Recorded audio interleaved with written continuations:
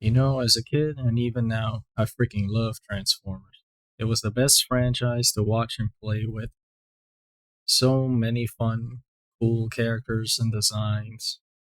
The amount of times I would beg family members to buy me toys and merchandise. So much merchandise. And if you're wondering what side I'm on, Autobot or Decepticon, you know, Decepticon for life. I would have waited an eternity for this. It's over, Prime. Reminiscing aside, let's talk about Transformers 1. Going into the film, I had reservations about it.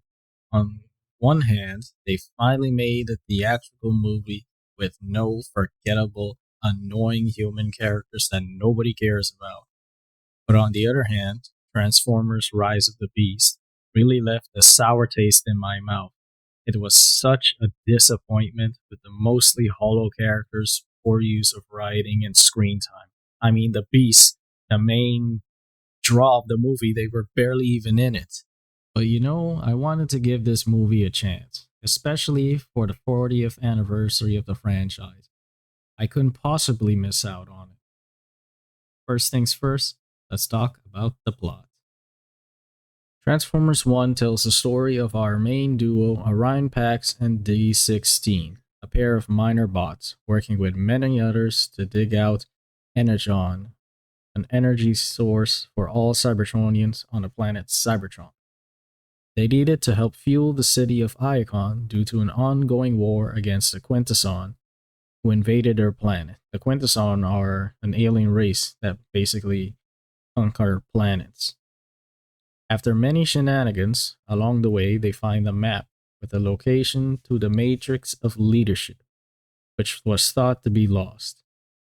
The Matrix of Leadership is the device used to fuel the entire planet, passed down from generations to generations of various primes. The reluctant group of Cybertronians go on a journey to retrieve the Matrix while uncovering many conspiracies along the way, leading to it shattering all their beliefs and worldview. The plot is pretty standard, but it was executed well in my opinion. However, some of the characters I did not really like. Elephant in the room being Bumblebee. My god, he was so damn annoying. I get it, that's what they were going for, but my brother in Christ, shut the hell up. The worst part is that anytime he tried to make a joke, they almost never freaking land. A literal wet fart. Then we have Alita. Not a big fan of her either. They kind of made her a total bitch. What I meant to say was a very rude girl boss character. Yeah, I get it. She had good reasons to be mad, but it got too much at times and blown out of proportions. At least going further into the movie, she got way better and fleshed out more and was way more likable. I gotta say though, the characters that really carried the movie are Orion Pax and D16. They did a fantastic job with the iconic duo, really showing the bond and brotherly love they had for each other, making it all the more tragic given how things turned out later on. The voice acting was stellar, really great performances all around, especially from Chris Hemsworth as Optimus Prime and Brian Tyree Henry as the infamous Megatron. The villain in the movie was also pretty good as well, really showing off the corruption of wanting absolute power to rule.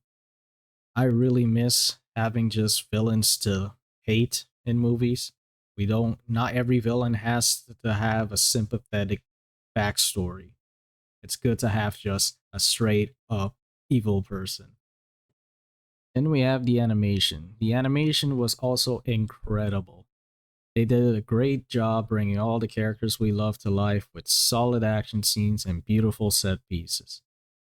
Don't get me started on the music, it was also absolutely excellent. All the praises aside, there are, of course, flaws.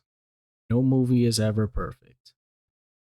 The pacing was off for me. It kind of just went all over the place, moving really quickly. few moments to slowing down to really let it settle in with the dialogue. Not that there aren't any, just so few and far between.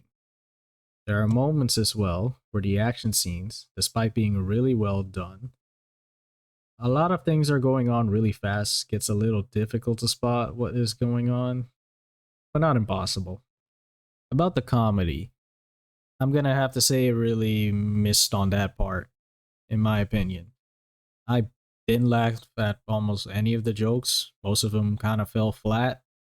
I don't know, maybe because I'm a solid husk of a human being, but it just didn't work for me. Overall, despite its flaws, I really enjoyed it regardless.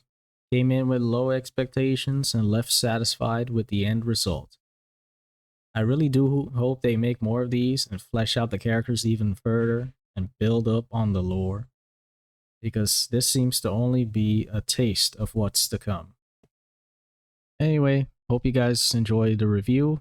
Subscribe if you'd like to see more, and remember always, Soundwave superior, Autobots inferior.